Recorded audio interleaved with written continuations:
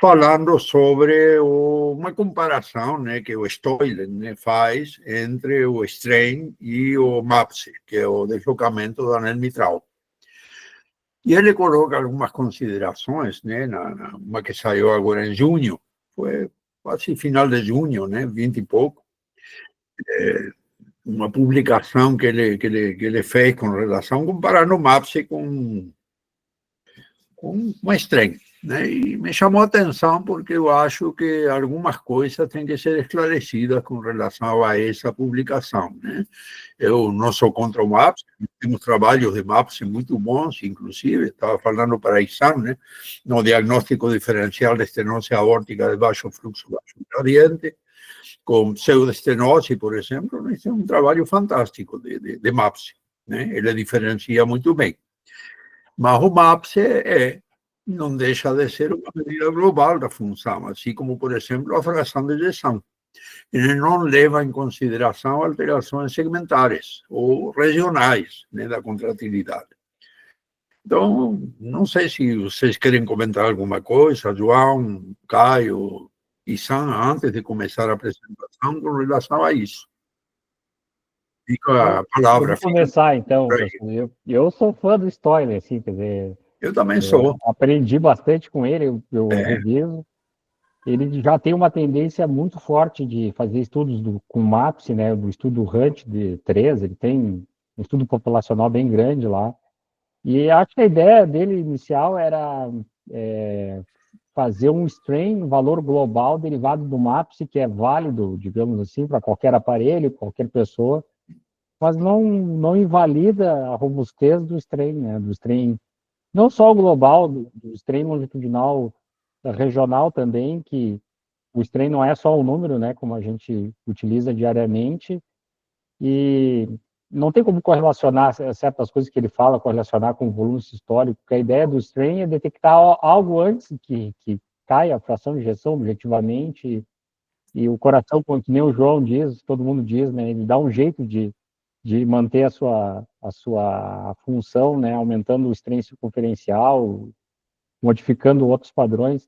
Então, eu acho que se perdeu um bocado ali, né? Acho que não tira o valor do strain global, não tira o valor do trabalho, né? Que é derivado do strain, né? Então, ele não gosta do trabalho também. Mas, utilizando todas as ferramentas, a gente consegue entender melhor a mecânica cardíaca, né? A fisiologia em prática e que eu saiba, não tem outro exame que estude a mecânica cardíaca de maneira tão bonita, assim, tão bela, quanto a ecocardiografia avançada, né? Então, acho que é mais ou menos por aí. Talvez nós somos o padrão ouro e a gente não sabe ainda, né? Ou a gente não assumiu ainda esse papel, e a gente tem que começar a assumir. Acho que é mais ou menos isso, né? E aí, João? Eu concordo com o Isam. Assim como a gente sempre vem aprendendo com o senhor e com os nossos estudos, com as nossas pesquisas, entender que o strain global seria uma ferramenta muito significativa se não existissem as camadas segmentares e todas as outras possibilidades de avaliação, né? Todas as outras variáveis. Então, quando a gente tenta entender a mecânica cardíaca toda por um número só, a gente vai estar cometendo o mesmo erro da fração de ejeção, né? Eu penso assim. Então, a interpretação ela depende de uma série de fatores e isso é importante, só que é complexo e lento esse aprendizado. E muitas das vezes a gente se pega ali um pouco chateado ou assim, pouco menos de esperança de que o método seja aproveitado com sua plenitude, né? E aí vem, eu acho que querer ter um número mágico, uma coisa para facilitadora, muito facilitadora, é ruim às vezes, né? Principalmente no strain. Caio? Não, é isso mesmo, assim, eu acho que a aplicação do strain ele vai muito além de um simples valor global, né? E quando a gente vai lá atrás para a fisiologia, entendendo a mecânica da contração cardíaca, a gente vê o quão ampla é a aplicação dessa ferramenta. Então, se a gente considerar só um valor para avaliar a função global, eu acho que é subestimar a técnica. Obviamente que todo e qualquer questionamento ele deve ser feito, vai ser sempre muito bem-vindo, porque a ciência, o conhecimento é uma ciência em construção. Mas eu acho que a ferramenta já está aí bem amplamente aplicada no dia a dia e na literatura médica, e aí querer resumir isso a valor, assim, restringir a análise numérica, eu acho que é usar muito pouco do que a ferramenta ela nos dispõe, né, nos disponibiliza. Beleza. Então vamos começar a apresentação. Eu preparei aí um materialzinho, né? Me baseando exatamente nessa publicação que saiu agora recentemente, que chamou a atenção, né? Que eu acho que merece, né, uma resposta. Com todo respeito por Stoiler, né? Eu aprendi muito com ele, acho que todos os que fizeram Strain na fase inicial aprenderam com ele foi um dos pioneiros, né? Mas eu acho que merece uma resposta. Então vou compartilhar a tela, viu, Bruno? Deixa eu ver se eu consigo aqui fazer direitinho. Eu já treinei aqui, né? Compartilhar aqui, e agora aqui vai. Deixa eu ver aqui. Ó. Pronto. Compartilhou, não foi? Então, essas são as nossas lives da terça-feira, né? Como nós tínhamos prometido, aí todos nós, a equipe. E vamos começar aqui com o primeiro slide, né? E essa foi a publicação, né, que saiu foi no X, exatamente. Aliás, foi no Facebook a primeira publicação, que foi por esse site aí, esse blog de Hart, em dia 27 de junho. E diz que são 9 fatos desconfortáveis sobre a strain longitudinal global do ventrículo esquerdo. Isso foi o título, né, da publicação. E foi atribuído a Stoiler. Então, vamos lá. Essa publicação eu dividi em 2 partes aqui, era uma só, né, só para mostrar por extenso aqui, né, são 9 fatos que a gente vai analisar item por item, né?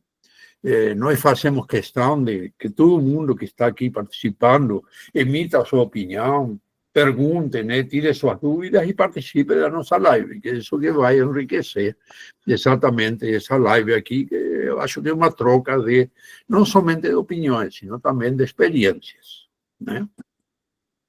Então vamos lá, vamos falar primeiro de Stoiler. Stoiler, um dos pioneiros de strain da década de 80, ele começa, né, com strain, ele é um professor altamente qualificado, né, da Universidade de Trondheim, na Noruega, né? Ele fica lá no Círculo Polar Ártico, né? Provavelmente trabalha muito, porque eles passam praticamente 9 meses no gelo, né, trabalhando e produzindo, e ele produz uma quantidade enorme de publicações. É interminável a lista de publicações, e ele começou com Doppler tisular, tanto é que o site dele é @strainrate, né? E passou para o Speckle Tracking, que eu acho que ele se desiludiu um pouquinho no Speckle Tracking, e atualmente um entusiasta fervoroso do MAPS, do deslocamento do anel mitral, né? Não sei, sem fazer críticas, eu acho que ele parou no strain longitudinal global. Mas vamos lá, então, passo a passo. Então, ele diz que o fato 1 dos 9 fatos diz que não existe uma definição global de strain longitudinal global do ventrículo esquerdo. Ele diz aí no site que existem 2 formas de aferição. A forma lagrangiana, no qual o strain é igual ao comprimento final menos o comprimento inicial dividido pelo comprimento inicial. E a forma euleriana, no qual o strain é igual ao comprimento final menos o comprimento inicial, só que é dividido pelo comprimento final. Na verdade, são fórmulas equivalentes. Beleza? Então vamos lá, e vamos começar a falar aqui do guideline de 2015, que foi um guideline no qual as sociedades de ecocardiografia, a American Society, a Sociedade Europeia e os participantes da indústria se reuniram em 2015 para tentar normalizar, né, o strain. Havia muita divergência na medida, né, dos strains dos diversos fabricantes e fizeram um consenso para tentar melhorar isso aí, minimizar, né, as diferenças entre os equipamentos e, dessa maneira, tentar normatizar a coisa. Isso foi amplamente divulgado em 2015. E ele diz, né, se chegou à conclusão na época que quando se usa a técnica do speckle tracking, que é o strain com eco bidimensional, o consenso diz que deve ser utilizado o strain lagrangiano, aquele no qual o comprimento final menos comprimento inicial dividido pelo comprimento inicial, que vai medir a deformação em relação a um ponto inicial do miocárdio, que é o final da diástole, ou seja, a onda R do eletrocardiograma. Veja também que eu andei pesquisando, né, que o strain euleriano, que ele coloca lá como exemplo, ele não se usa para medir a deformação miocárdica. Ele se usa para avaliar na engenharia, para avaliar deformação de fluidos dentro dos sistemas hidráulicos e para grandes deformações em materiais contínuos, né? Se usa muito na parte de geologia, né, para medir deslocamento de massas, né, de massas terrestres. E ainda existe, né, quando nós olhamos os nossos guidelines, um outro strain que é o strain natural, o que também é chamado strain real, né, que usa a função logarítmica do comprimento, é utilizado mais no Doppler tisular, exatamente quando começou o strain, começou com esse tipo, e mede os gradientes de velocidade calculando a deformação em função do tempo, ou seja, ele mede o strain rate, que é em função do tempo, e acompanha a deformação passo a passo. Se ele deforma até um determinado ponto, aí ele para, mede outra vez, e ele vai medindo passo a passo a deformação em função do tempo. Os dois métodos, na verdade, do ponto de vista matemático, eles são mais precisos do que o lagrangiano, mas eles fornecem valores maiores do que o lagrangiano, mas eles se usam o lagrangiano porque são muito complicados para aplicar na medicina e se preferiu a simplicidade do método lagrangiano. Então, vamos mostrar aqui um pequeno exemplo, mostrando os 3 tipos de strain para um comprimento hipotético inicial de 4 centímetros e um comprimento final de 3,2. O que nos diz o strain lagrangiano? Ele nos fornece um valor de 18%, menos porque ele encurtou de 4 para 3,2. Quando eu aplico a mesma fórmula, no mesmo comprimento com o strain euleriano, que é aquele que Stoilen coloca na sua publicação, ele nos fornece um valor de menos 21,9%. E quando eu uso o strain natural ou logarítmico, que também aparece e é utilizado no Doppler tisular, ele me fornece uma deformação de menos 22,3%. E isso explica por que o Doppler tisular ele tem valores maiores que o Doppler utilizando bidimensional. Não sei se você viu isso aí, Sam, mas eu tenho notado isso quando eu faço o mesmo caso com Doppler tisular e com bidimensional, ele dá um valor maior, a metodologia é diferente para o cálculo desse strain. O que vocês acham aí com relação a isso? O que acha, Sam?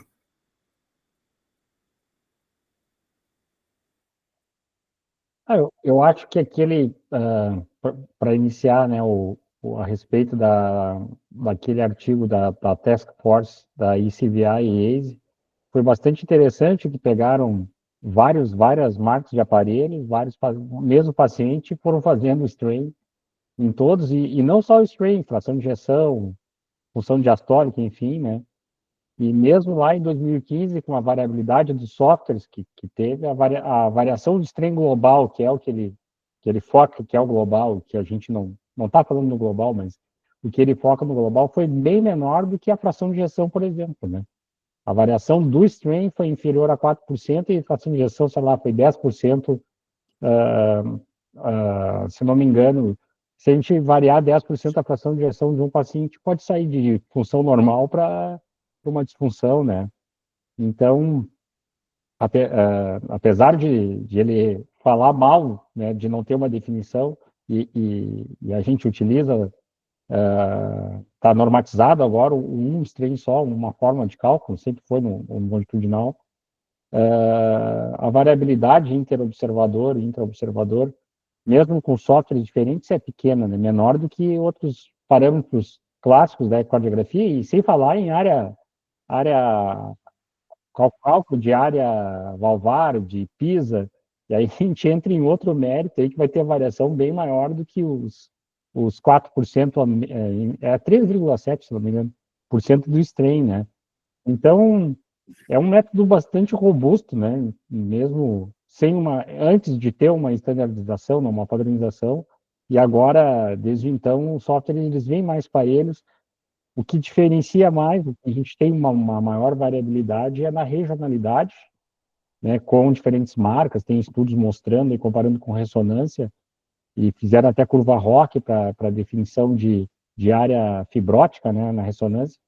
Mas o global não tem muita variabilidade e é um método bastante robusto e que adiciona informação em relação à fração de ejeção, sem dúvida, né?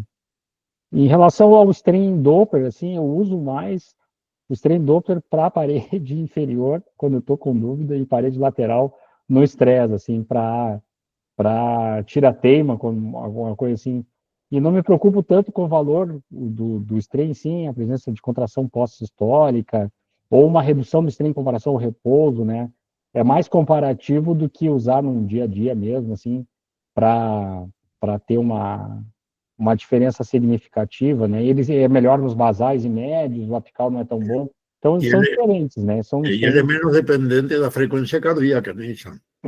Tem um frame rate super alto, né? Então tem vantagens para imagens piores, enfim, tem vantagens e desvantagens aí, né? E eu gosto de trabalhar com os dois, mas na prática o mais utilizado no mundo inteiro é o strain longitudinal bidimensional, né? Então acho que é isso que ele foca. Então acho que no meu dia a dia não faz tanta diferença assim, porque acho que a minha dúvida é pontual, né? Que eu gosto de tirar com Doppler. João, tem alguma consideração? Eu concordo com o que o Issan falou. Na verdade, eu passei a utilizar mais o strain Doppler quando a gente começou a trocar ideia, porque também faz parte do meu dia a dia, junto com as outras variáveis, para tirar dúvida, né? Então, e aí ela entra com mais uma força ali que a gente pode dar para poder tirar aquelas duvidazinhas do detalhe, né, em paredes que podem causar mais alguma dificuldade de entendimento.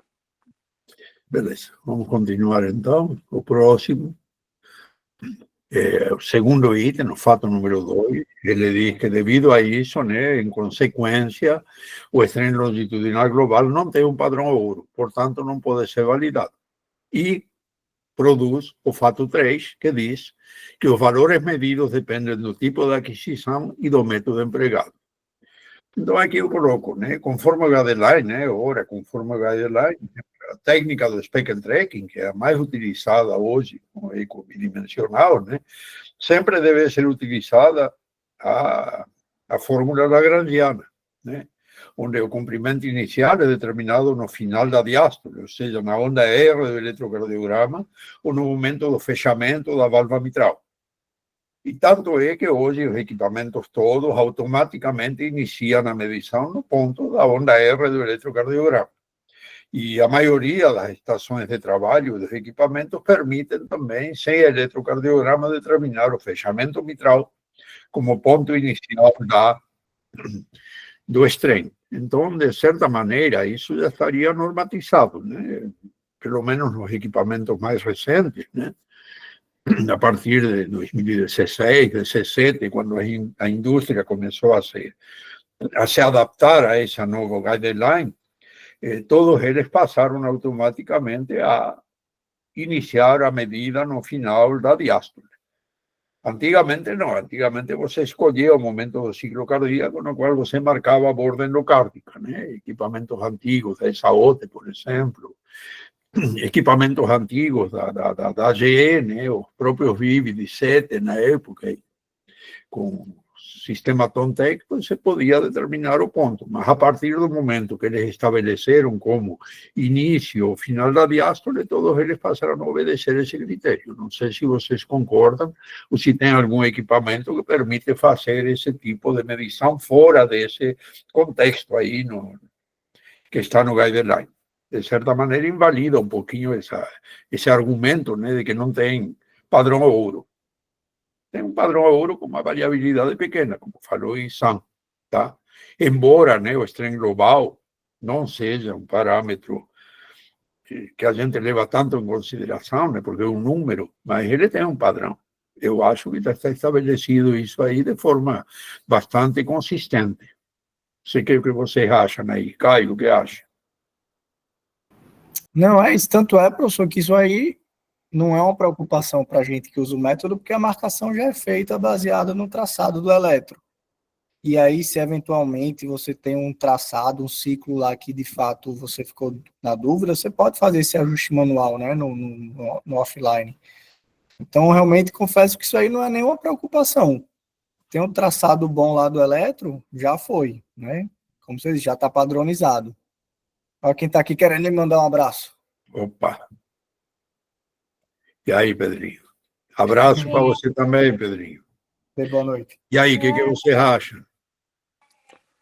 Eu acho que isso já está padronizado há bastante tempo, né, professor? Eu acho que a variabilidade que existe e vamos dizer assim, as variações que existem quando você vai fazer a análise, ela muito mais é pela aquisição da imagem do que pela padronização. Porque dependendo da profundidade, dependendo do corte, isso a gente vê no dia a dia, conversando com os colegas que estão na evolução do aprendizado da técnica, que muitas das vezes não é a técnica o problema, e sim a aquisição da imagem e as dúvidas que surgem na colocação da ROI, por exemplo, entende? Então, isso aí, aquele famoso que a gente sempre brinca, né? O aparelho faz sozinho, isso cria um problema danado, e as pessoas não entenderem que isso é uma parte importante do processo, aprender a fazer o rastreamento dos pontos ali, né? De colocar os pontos direitinho da ROI, de colocar o tamanho do que realmente você está querendo obter, fazer um twist, por exemplo, qual a profundidade que você tem que fazer na ponta, onde você tem que realmente posicionar essa medição para você ter uma medição que você confie, né? Porque muitas das vezes o que você está vendo não vai se refletir num padrão de strain, porque a aquisição não foi adequada. Então, aí você começa a não confiar na técnica. A partir do momento por exemplo, que comecei a perceber que eu tinha que prestar muita atenção e eu só podia garantir o strain quando eu tinha uma qualidade excepcional de imagem, uma qualidade viável, né? Excepcional é que eu busco o excepcional, mas uma qualidade viável de imagem que me permitisse ter segurança de que o que eu estava fazendo estava correto. Então, acho isso. Então, vamos lá. Vamos continuar. O fato 4, ele diz que a magnitude de strain longitudinal global está inversamente relacionada com a superfície corporal, enquanto que o volume ejetado, o stroke volume, é diretamente relacionado à superfície corporal. E aqui são citados dois artigos do próprio Stoilen, e aqui está naquela bibliografia dele, né, publicada mesmo. Eu vou analisar esses dois artigos para ver o que diz com relação a isso que ele colocou aqui, né?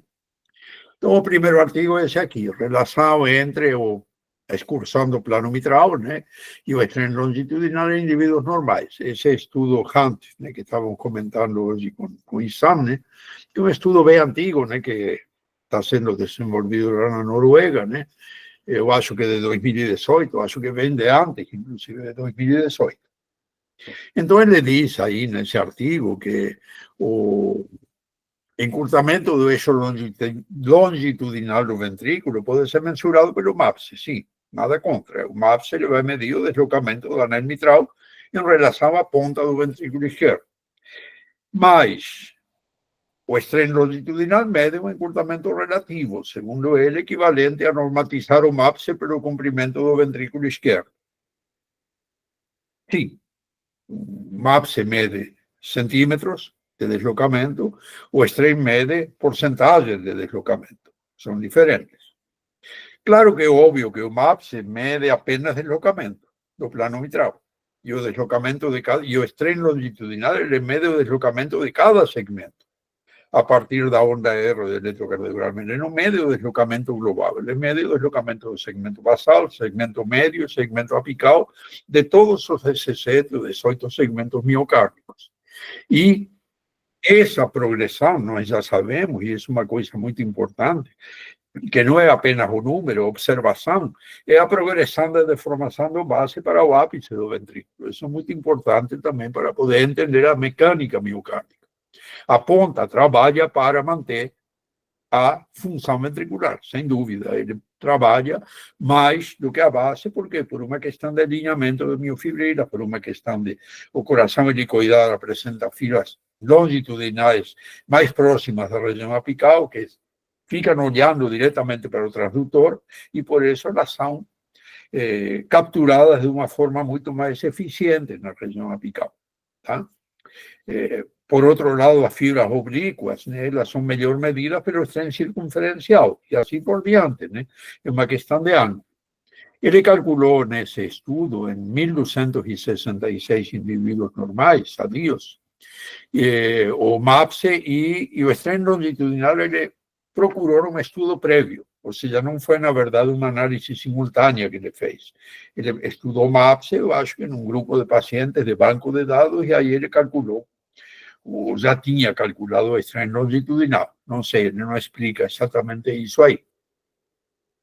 E aí observou que o MAPSE geral, média, foi de 1,58, mais ou menos 0,25 centímetros, mas quando ele normatiza esse MAPSE para a superfície, para o comprimento da cavidade, para o comprimento longitudinal, em porcentagem era só 16,3%, mais ou menos 2,4%. Mas vejam que interessante que o strain longitudinal global também deu 16,7%, mais ou menos 2,4%. Ou seja, não teve diferença significativa entre o deslocamento que ele achou no MAPSE, indexado, né, e o strain longitudinal. Ou seja, como que eles são diferentes? Então, se eles são semelhantes. Isso que não entendi muito desse trabalho. Ele diz que o MAPSE foi independente do sexo e menos dependente da superfície corpórea do que o MAPSE normalizado e o strain. Mas ele diz assim no trabalho, embora todos tivessem desvio padrão semelhante, 2,4%, concluindo que todas as medidas tiveram a mesma variabilidade biológica, principalmente devido à idade. Ou seja, para mim não esclarece aquele fato número 4, né, que está aqui, que ele diz que a magnitude é inversamente relacionada à superfície corpórea, enquanto o volume ejetado é diretamente relacionado. Eu acho que procurei lá no artigo, não achei essa relação que ele refere aí nessa publicação do X. Ou seja, para mim não esclareceu esse fato 4. Apenas me reforça o conceito de que o strain longitudinal mede a deformação de cada segmento em particular e, claro, diminui com a idade. O que vocês acham com relação a isso? Acho que está tudo, está claro, né? Que não há uma relação com esse artigo. Vamos ver o segundo artigo dele. O segundo artigo dele, que está referido lá na publicação, é esse aqui, de 2020. O encurtamento longitudinal do ventrículo esquerdo, relação com o volume de ejeção e a fração de ejeção em relação à idade, pressão arterial, tamanho, né, superfície corporal e gênero, ou seja, e sexo, nesse estudo Hunt. Nesse estudo, ele analisa a relação do MAPSE e o volume de ejeção, os mecanismos de preservação da fração de ejeção, mesmo quando há diminuição do MAPSE, a dependência da idade do volume miocárdico e da compressão miocárdica sistólica. Não faz nenhuma referência nesse artigo a strain. Apenas ele fala num canto lá que o strain não deve ser usado para estimar a compressibilidade miocárdica. A compressão miocárdica mais ou menos estresse parietal, tá? Vamos chamar assim. Portanto, também não esclarece o fato 4. Aquele no qual ele correlaciona, né? Ele diz que ele não se correlaciona com a superfície corporal e diminui com a idade. Não sei se vocês concordam com esse ponto também. Eu não achei nenhuma referência, nem nada de novo com relação a esses dois artigos.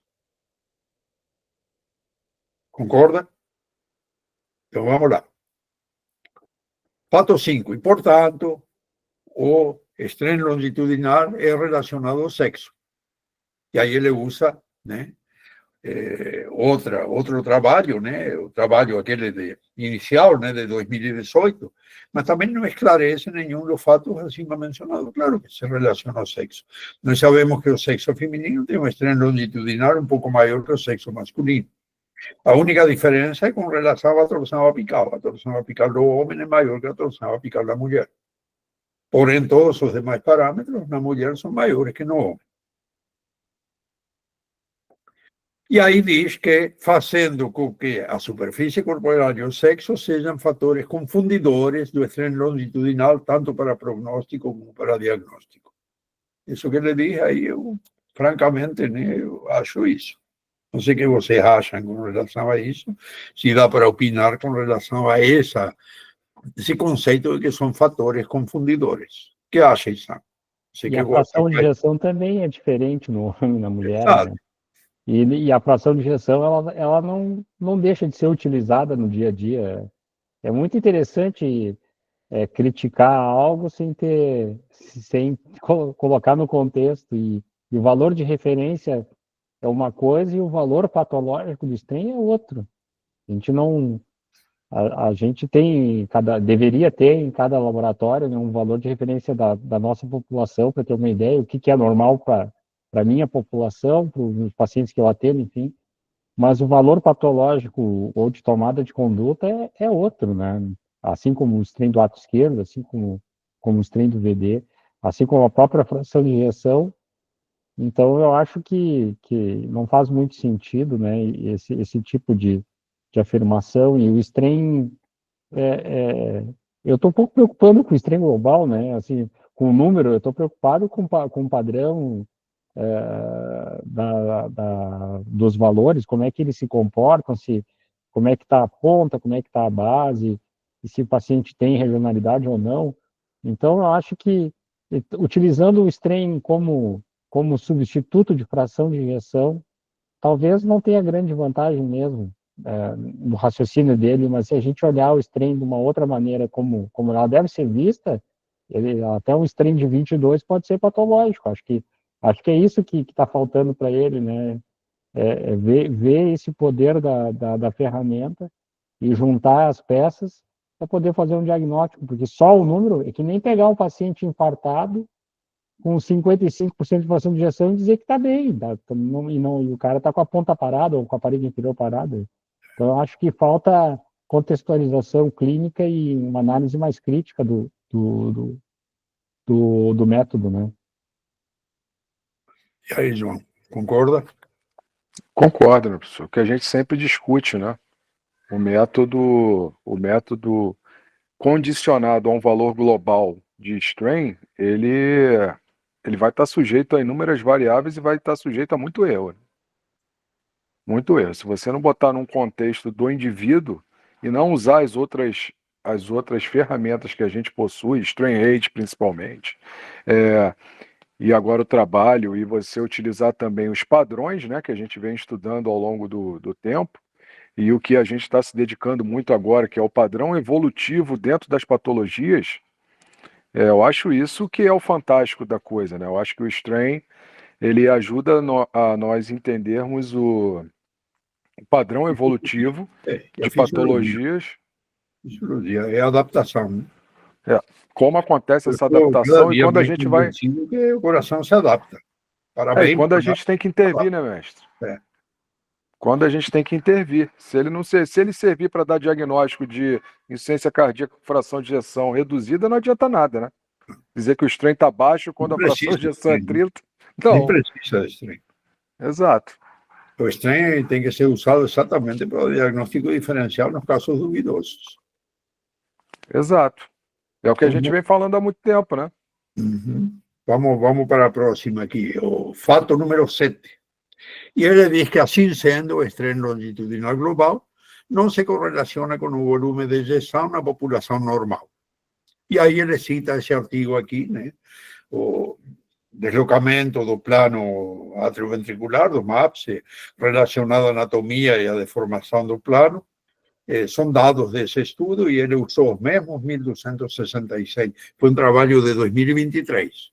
Mas ele usou aquele trabalho de 2018, 1266, e lembrar, né, que a tecnologia dos equipamentos mudou substancialmente, né, nesses últimos 5 anos, de 2018 até 2023, a gente sabe muito bem isso, né?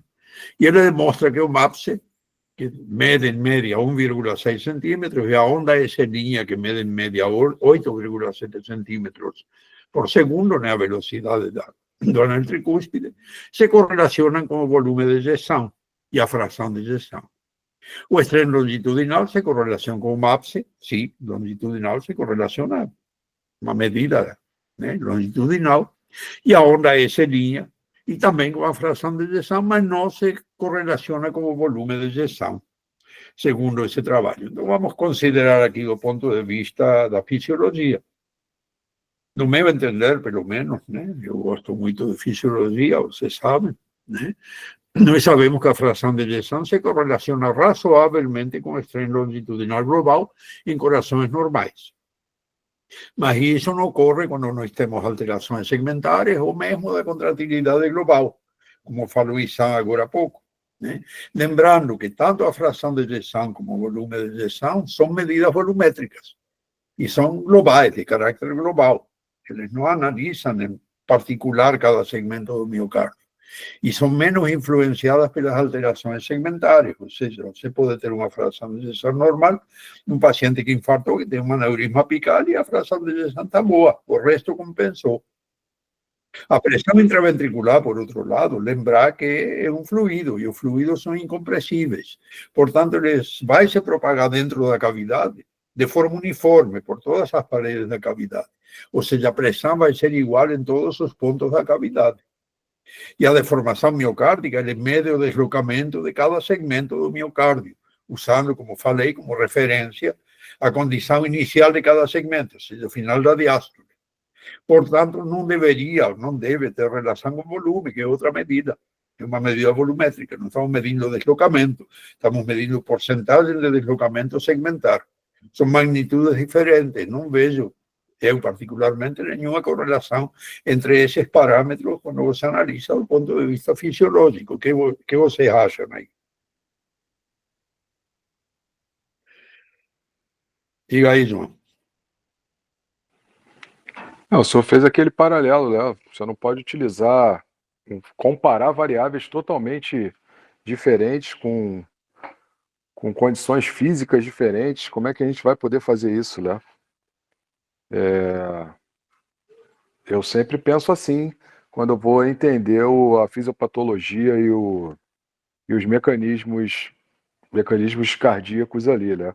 Qual ferramenta eu estou utilizando e se ela está realmente servindo para analisar aquele propósito, né? Eu não posso fazer um comparativo com uma coisa que não vai utilizar a mesma metodologia, né? Isso. Eu acho que se eu quisesse ver fração de ejeção, eu não. Para fração de ejeção avalia uma coisa e o strain avalia outra, o longitudinal. Né? Se a fibra longitudinal é a primeira a sofrer frente a uma injúria, a gente está com uma bola de cristal, que a gente fala nos grupos, né? Prevendo o que vai acontecer no futuro se o paciente não for intervido, não for tratado a hipertensão, ou se o paciente não for revascularizado, enfim. A gente não quer esperar a fração de ejeção cair, porque talvez ele pudesse correlacionar a fração de ejeção com o principal determinante do strain, que seria o strain circunferencial, que mantém a fração de ejeção, né? Então, eu acho que são coisas diferentes, e ainda bem que são diferentes, e não é uma desvantagem, é uma vantagem, né? Que o strain longitudinal não se correlaciona com a fração de ejeção, porque a ideia é fazer o diagnóstico antes que a fração de ejeção caia, né? E aí sim, o strain circunferencial, quando ele cai, aí sim a fração de ejeção vai cair. Talvez totalmente equivocada essa afirmação do ponto de vista fisiológico e diagnóstico, né? Então, se a gente tem uma ferramenta que tem o poder de diagnosticar a doença antes de ela fazer uma queda da fração de ejeção, né, que é a medida consagrada aí, mais conhecida no cardiologia, a gente tem mais é que usar e abusar dessa ferramenta. Eu não entendo qual o empecilho disso, né? Para mim é contraditório até. O que a gente vê também, né, professor? Nos nossos pacientes, principalmente nos que a gente faz as nossas pesquisas aí, atletas e grupos específicos, né? Você vê uma mecânica tão diferente que você fica fazendo essa correlação de fração de ejeção e strain longitudinal é totalmente inviável, pô. Totalmente inviável. Eu vejo paciente com fração de ejeção extremamente normal, com uma capacidade cardiopulmonar péssima e um strain lá embaixo, né? E aí como é que vai se explicar, né? Exatamente. Então vamos lá, vamos continuar para nós. Oitavo fato. E por isso, né, continua, o estresse longitudinal associado à pressão não mede o trabalho miocárdico global. Horas. Vamos lá, vamos considerar isso aqui. Isso aqui nós podemos discutir muito, porque vejam lá, vamos invocar outra vez a incompressibilidade do sangue. O sangue, né, faz com que a pressão se espalhe uniformemente dentro da cavidade ventricular, e o trabalho miocárdico global vai ser a consequência de como se comporta ou como trabalha cada segmento em particular do miocárdio com relação a uma pressão uniforme. Ou seja, cada segmento vai trabalhar diferente para uma mesma carga pressórica.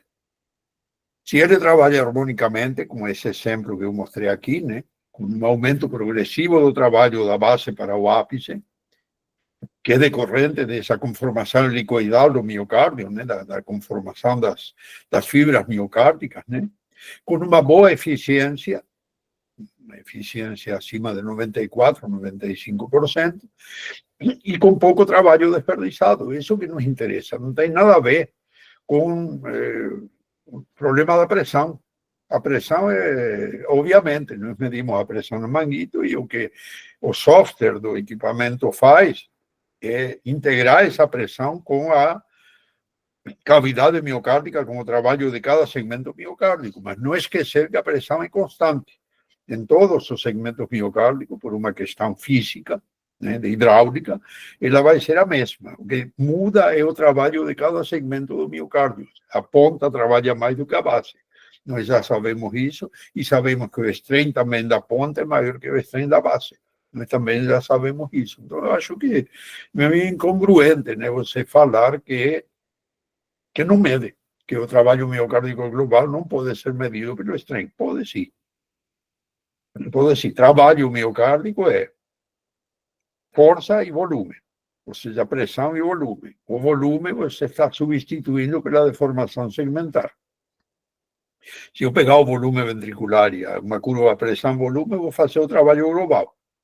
Se eu pegar um strain segmentar, eu vou fazer o trabalho segmentar de cada um dos segmentos do miocárdio. Eu acho assim. Vejam aqui outro exemplo.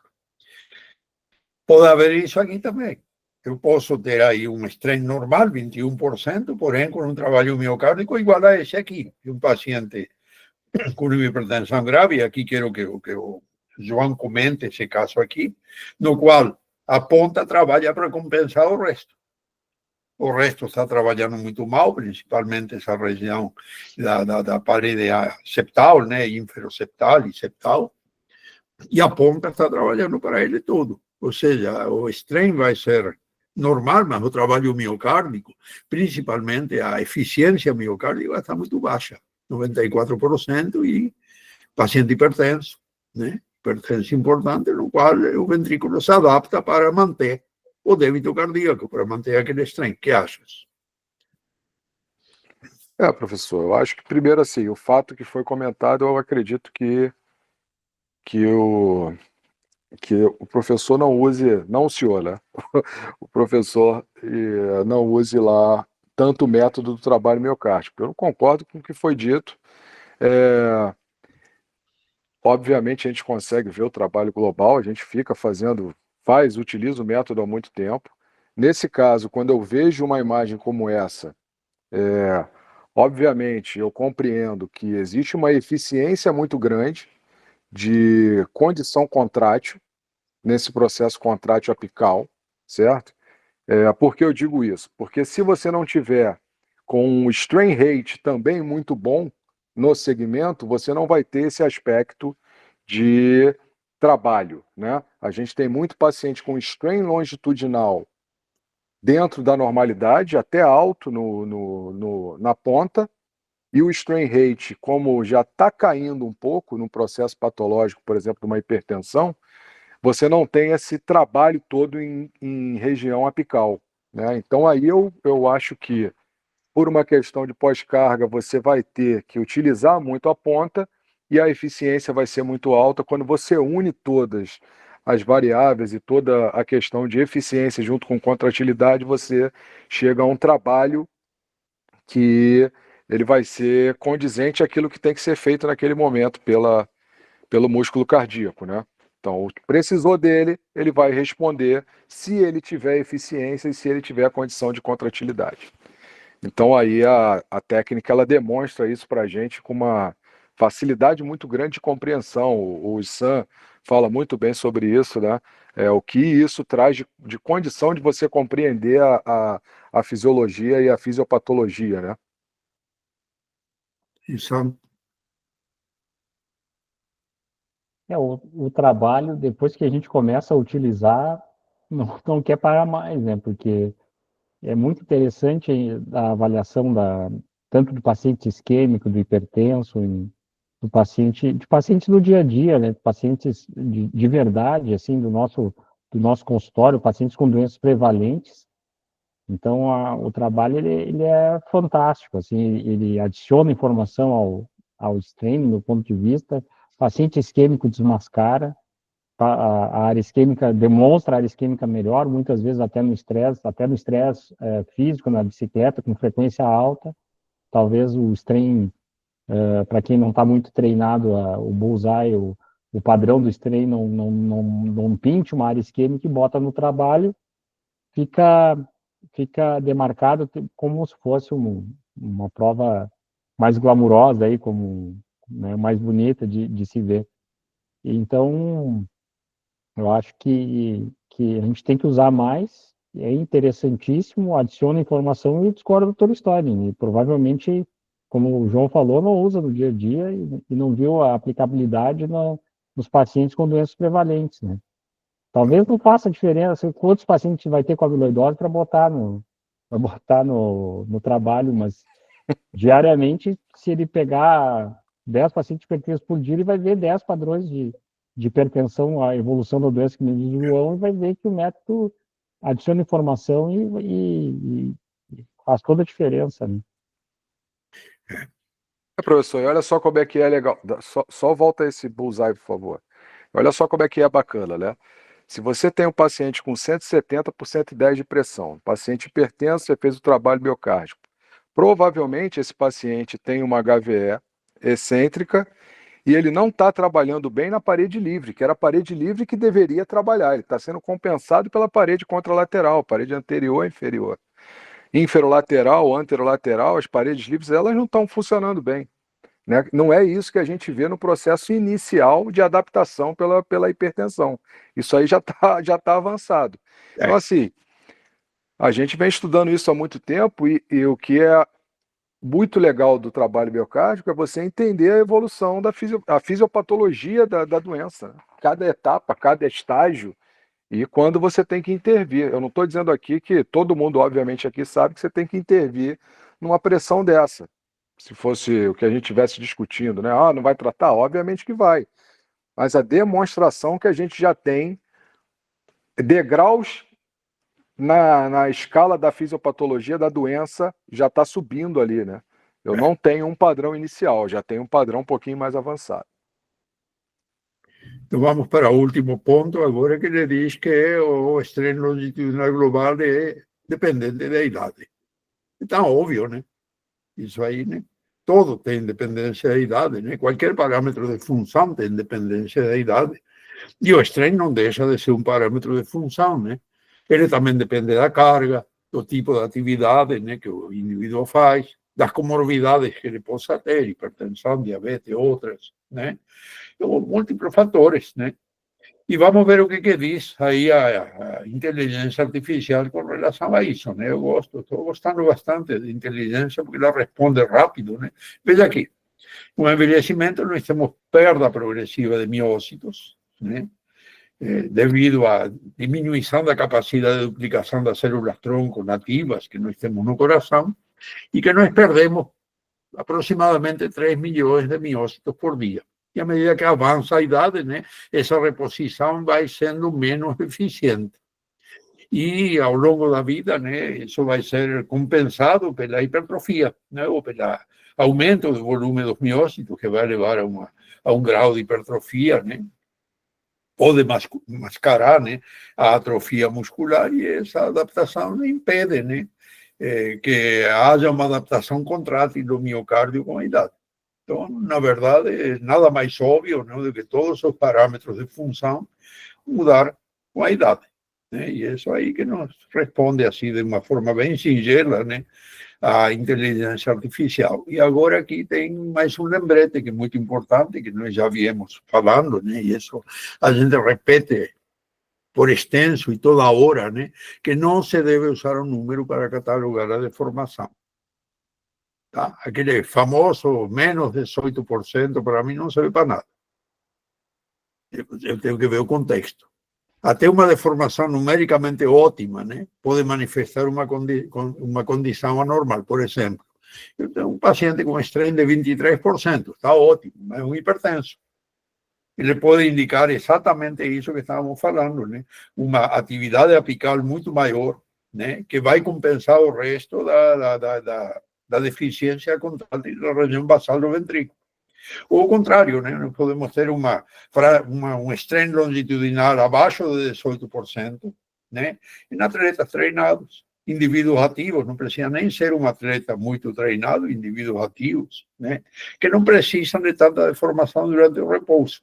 A deformação é uma forma de reserva contrátil que nós temos, né, que nos permite manter a atividade diária que estamos habituados, né? Um sedentário vai ter seguramente um estresse muito maior do que um atleta, porque ele vai precisar mais contratilidade miocárdica para manter, né, o débito cardíaco dele, né?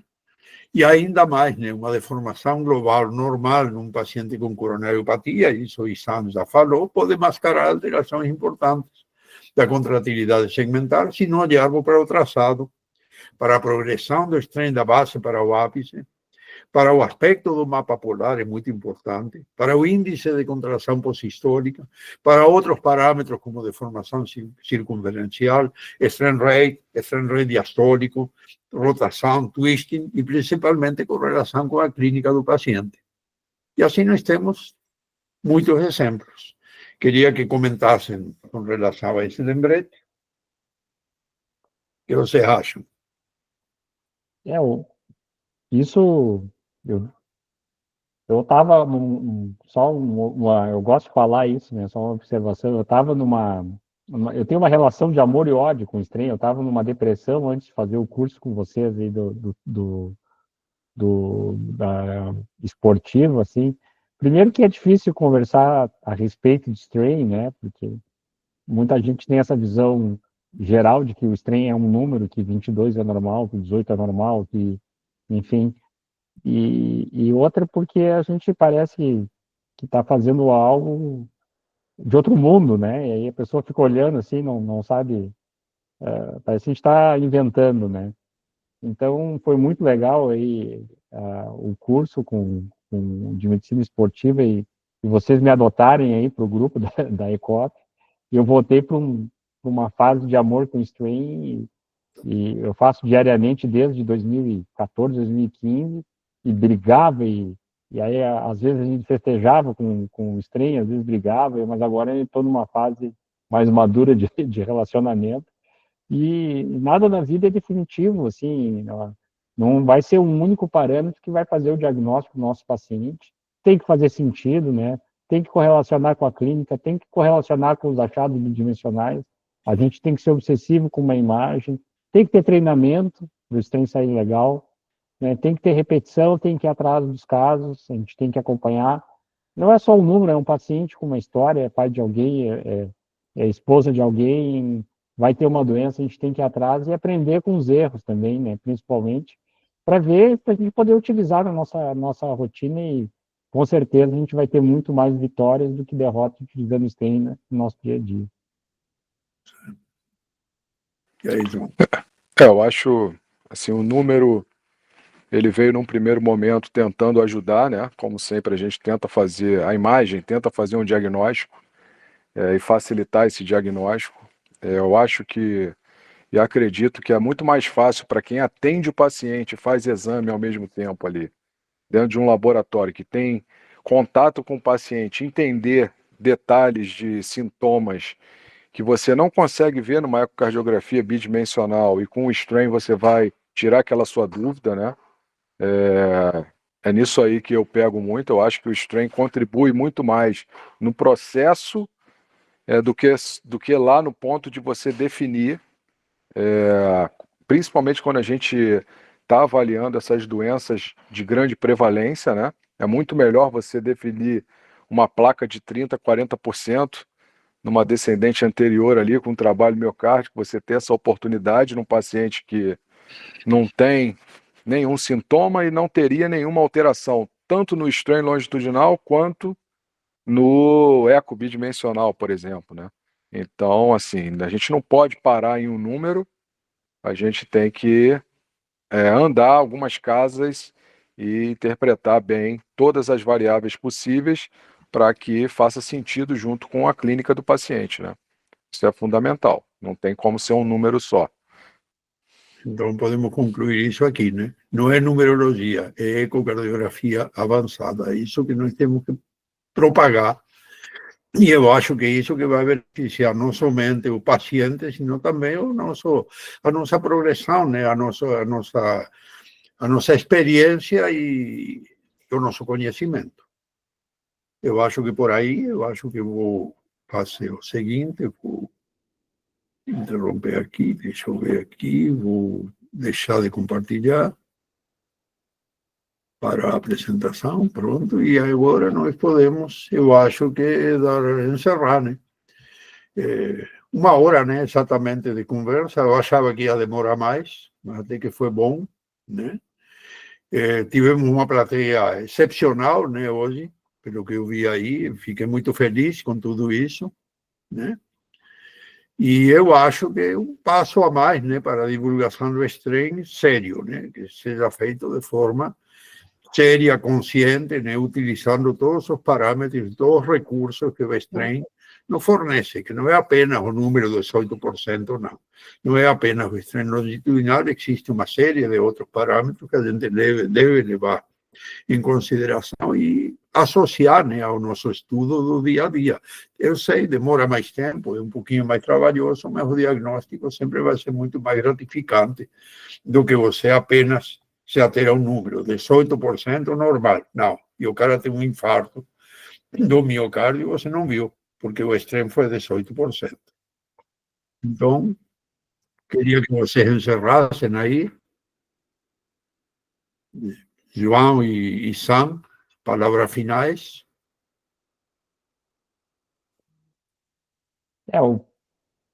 O stream, ele dá trabalho, né?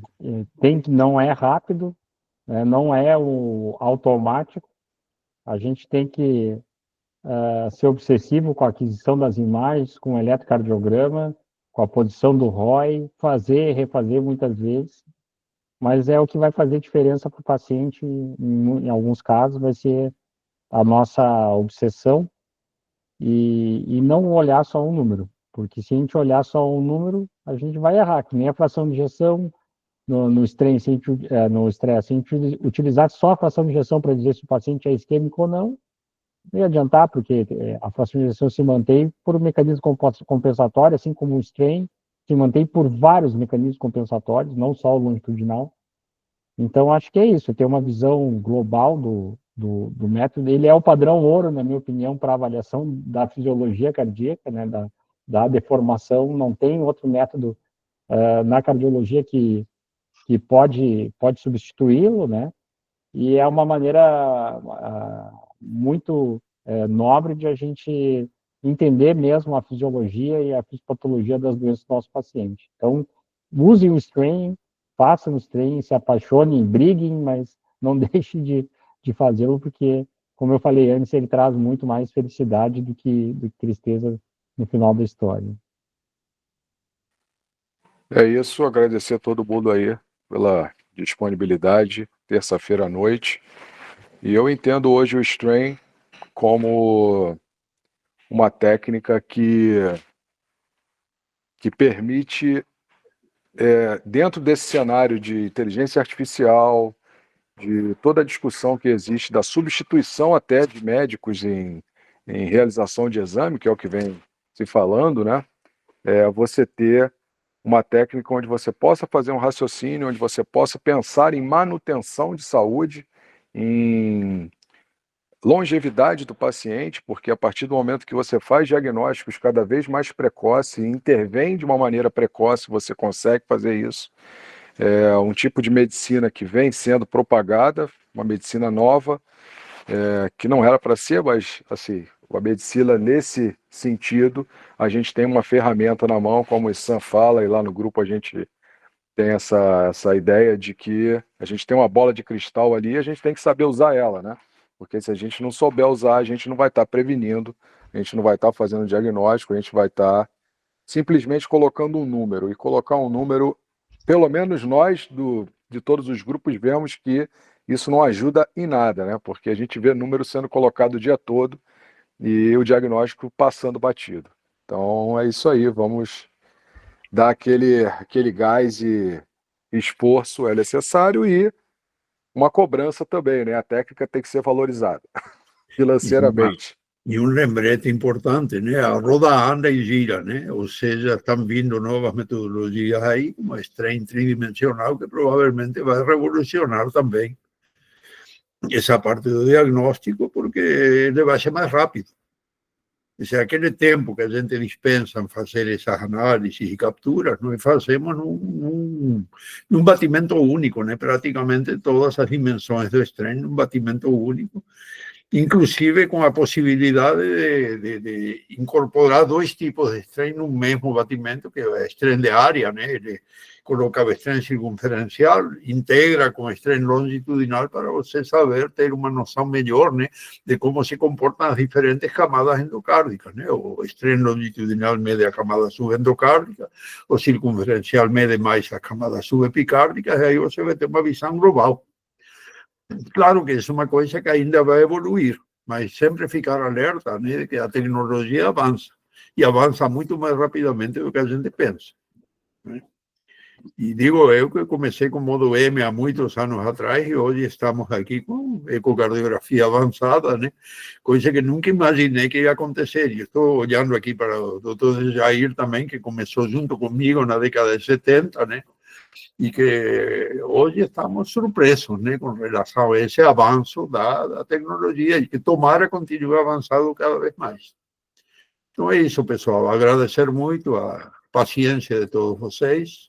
Espero que... Não é uma crítica, né, a história, eu gosto muito da história, mas eu achei que merecia, né, uma resposta desse tipo de posicionamento que eles colocaram aí no CIS. Não sei se foi ele ou foi alguém, né, mas colocaram isso aí. Então, pessoal, boa noite para todos, muito obrigado e será até a próxima live.